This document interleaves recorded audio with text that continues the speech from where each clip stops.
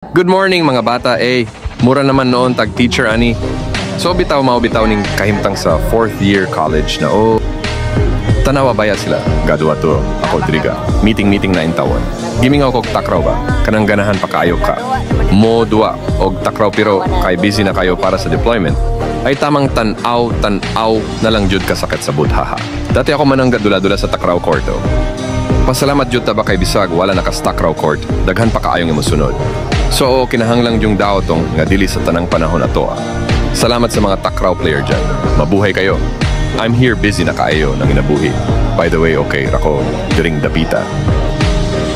Dilisad sa tanang panahon takraw player ta. Ang kinabuhi, dili puros takraw. Hapit na natas realidad.